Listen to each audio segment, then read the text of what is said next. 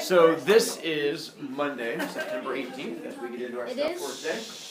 We have our new Zella article comes due on Wednesday, so make sure you go through there and take the quiz. It pops up for me, you don't have to show it to me, it comes up automatically. Book report book-wise, you should be finishing your book by next Wednesday. And then we have 2 entries we're going to do today, one bell work and one homework.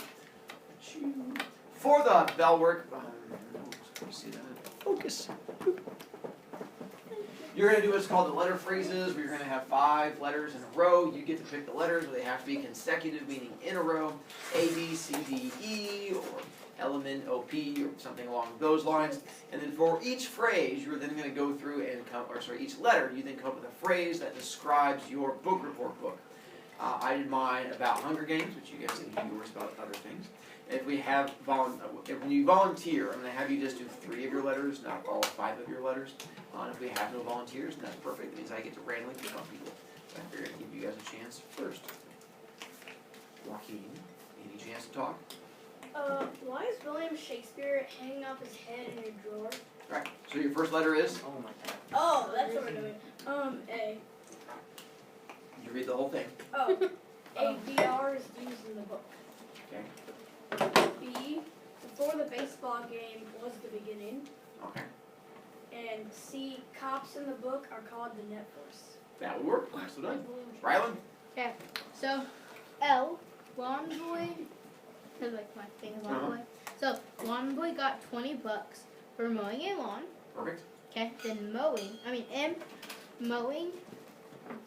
Oh, sorry about Mowing is a good way for Lawn Boy to make money. Okay. Then O. Open for business. Just 3 letters. Open for business. I'll come back and pick on you in just a moment. But don't stop. I Kevin? spelled it right. Okay, so A, tsunami struck the hometown of Osaka, Japan. Ben, B is Ben, Harry's little brother in the story. Okay. C, crack, the ground went when the earthquake hit. Devoured the whole city in one. Just 3. You're good. Oh, I Rylan, did. you yours yet? Can I do another one? Sure. Okay. You were supposed to. For Q, Uh-huh. I put foot right down. You're not good at mowing. Well done. Abby? Word H act like Harry meets his friends Ron and Harmony in the beginning. Okay. And my I is intensity is seen when the kids look for the stone. Then J is journey to find the sorcerer's stone. And K is And what was J again? J was journey to find the sorcerer's stone. Journey to find the sorcerer's stone. Just making sure. You're good. Just those 3. The reason I had you do it is on the homework that is due tomorrow. Then it's one of the options on there. So I'm going to run through that here at the beginning to try and help you out. But once again, it's on my website. I'll send out a reminder tonight to try and help you with it. This is what your homework looks like as you take a look at it. You have 3 options. I put option 1 and option 2. Option 3 is the one where you get a chance to take in the quiz.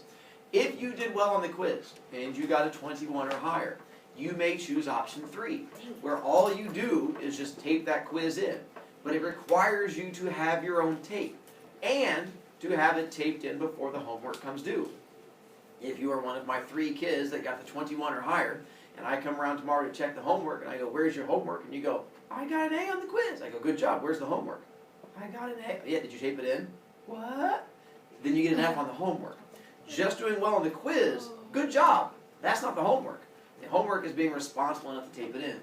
So every week I have kids who don't tape it in and then end up getting an F on the homework. If you got lower than a 21, you don't have to worry about option number 3. You'll do option 1 or option 2. If you do option 1, that's where you choose 10 of the 12 questions. That's the part that gets most people, where it says complete sentences, because a lot of kids don't do complete sentences. If you don't do complete sentences, it gets you a 0, and they make you fix it, and then you have to stand the next day if it's not done, and then it gets you back up to your not full credit, but it gets you up to partial credit. Just make sure you do the complete sentences. For option 2, the biggest issue kids are going to have there is being able to use 6 words or more. And for this one, you don't get to choose your own letters. I've chosen them for you. A, R, O, B, O, T, F, I, S, H, which means you have to come up with more than one word that starts with an O. What is it you're writing your letters about? The things that are right over here. Once again, that's why there's a whole bunch of directions. If you want to do both options, you can. It does get you extra B points. Completely up to you. Due tomorrow. Miles! Okay, so since you've already taken the test, right, and it was kind of over the fun they had, Mhm. most of it, Mm-hmm. when we do number 1, aren't most of the answers already on the quiz?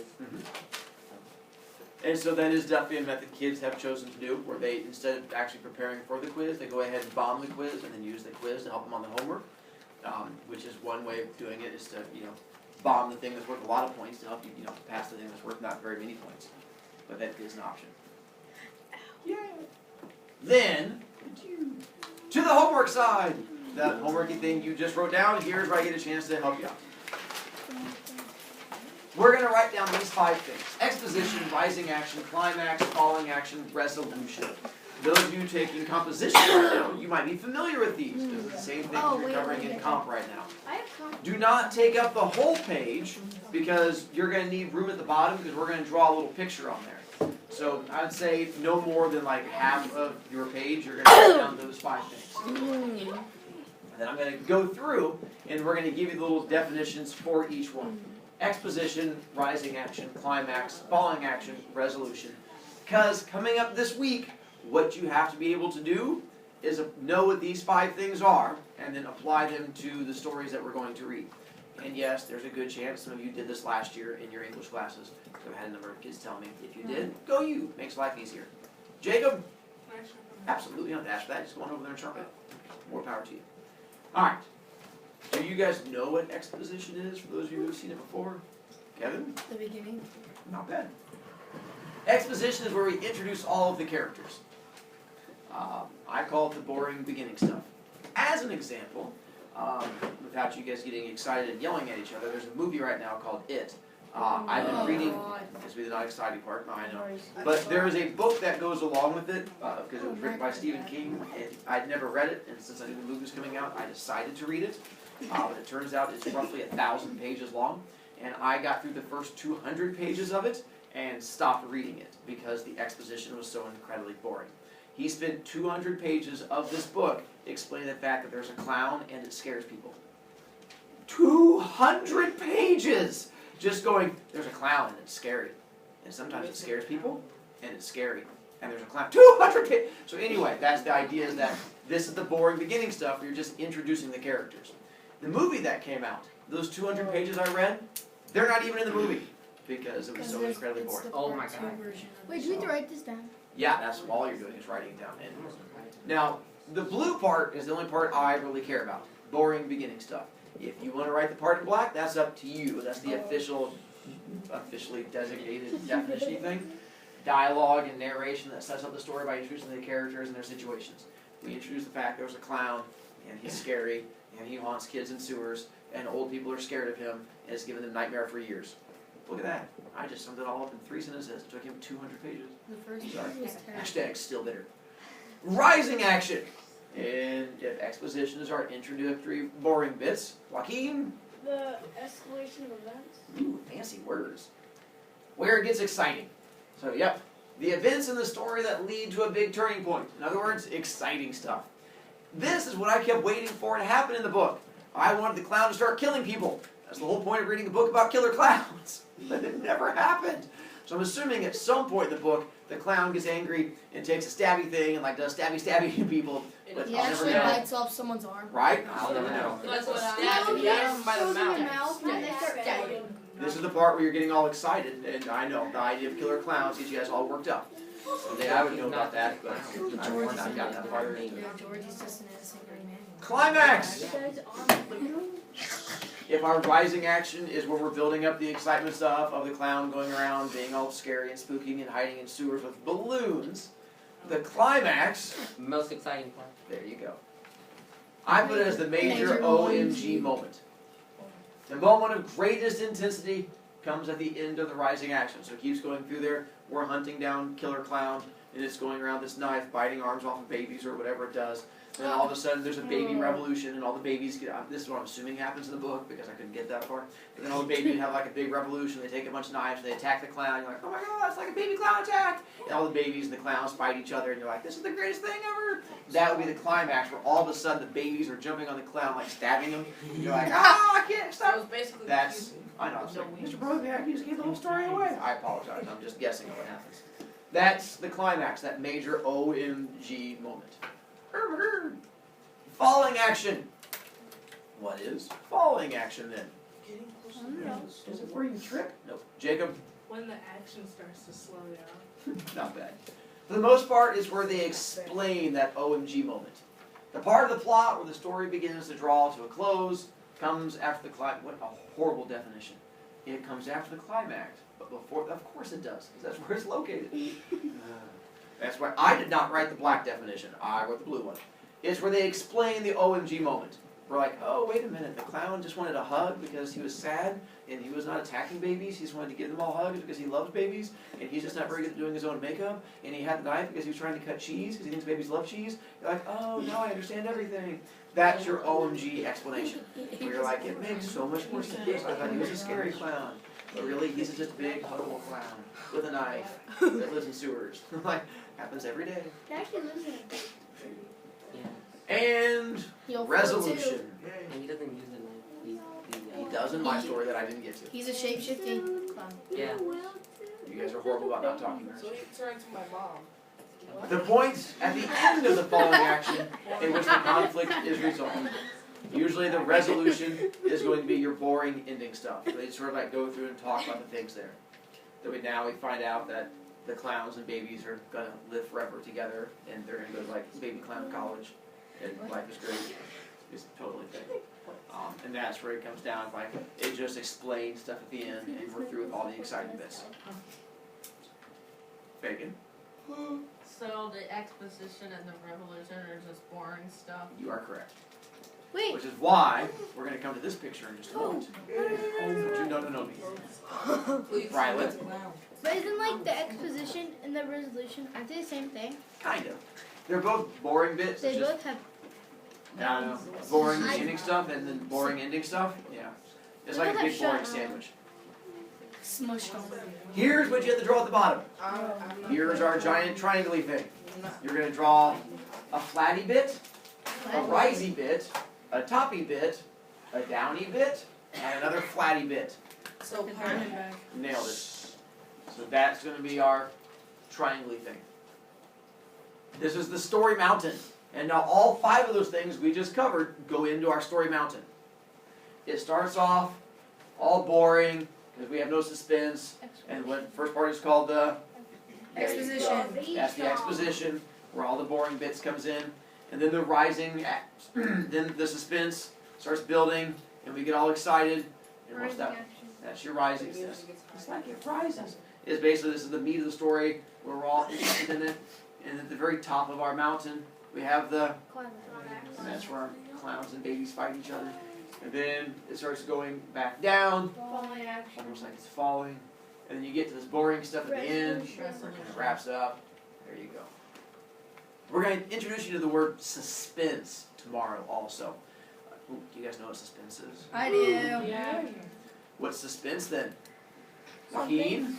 It's like, so say like you're gonna kill us. Uh-huh. It'd be like the part where you're not killing us and we're just waiting for you to kill us. Not bad. Here we In most of our book is that suspense is that moment where if I stop reading it makes you get all angry and you're like, no, keep reading, I want to know what's going to happen. That's suspense.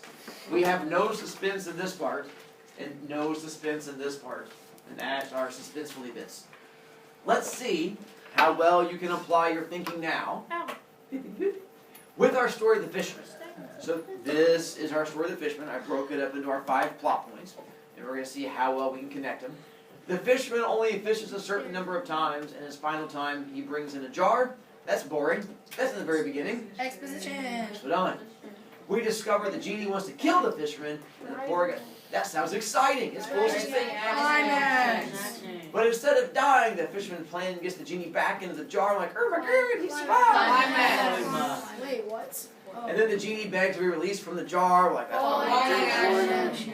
And at the very end, it's boring again. Resolution. Christmas is like, I'm going to stay here and build a whole house and torture you for it. So that becomes the 5 parts of it.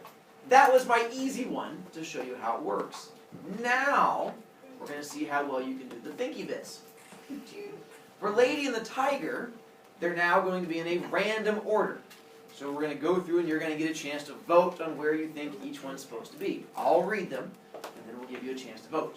It says, the princess discovers what is behind each door, and then decides which one to point to for the boy. Then the girl is caught saying love to the gardener's son, when he is put on trial using the 2 doors. We find out that the 2 characters love each other. We are robbed of this in the story because it ends suddenly. And the gardener's son walks over to the right-hand door and opens it, and we don't get to find out what is there.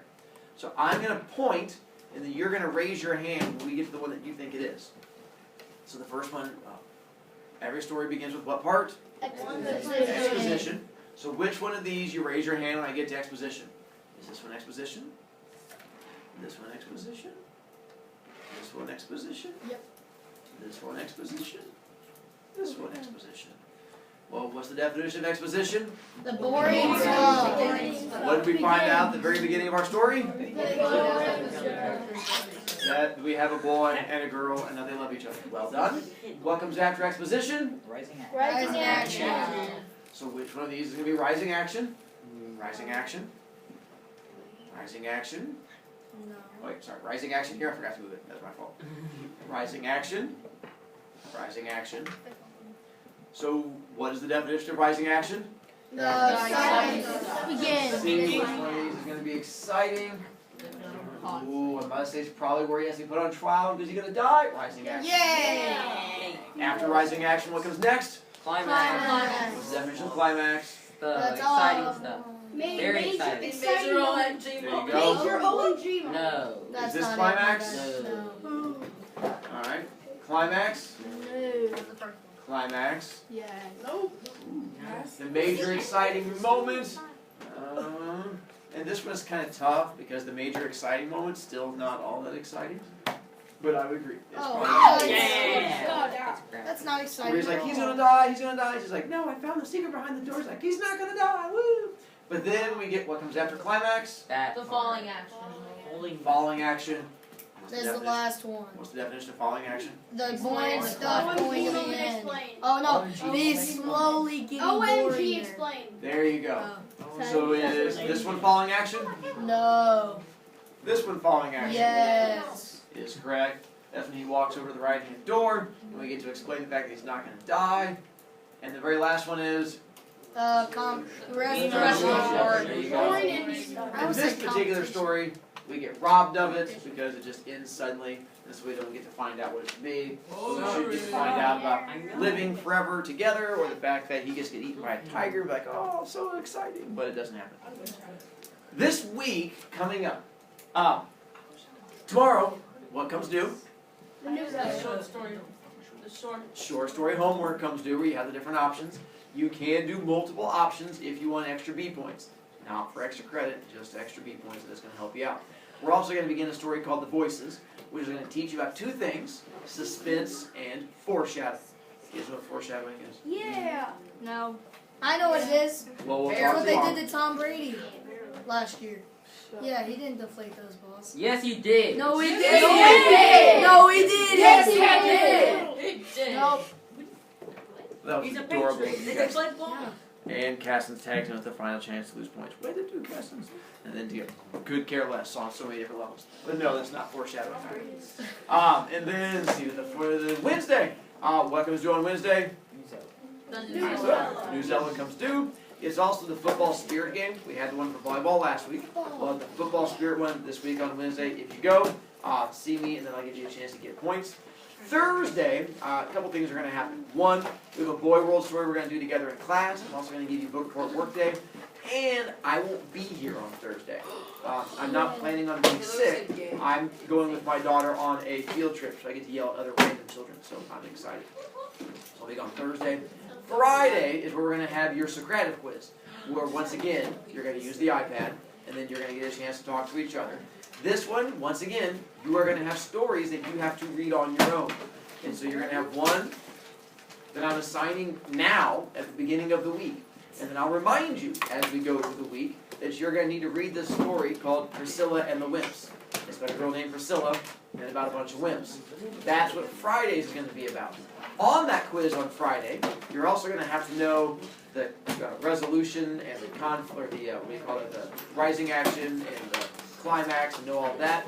And then also the points. You have 2 stories you're going to have to know for Friday, just so you are aware. What is your tide today? Just a thing with stuff. The 3 students. So I'm gonna figure out if I give it to you now, as opposed to last week when you only had the one day to do it. My goal is this week I give you the whole week to try and get it done. I still won't give you the homework till Thursday, most likely, just because of time-wise. But at least this way, if you want time to read the story, you can.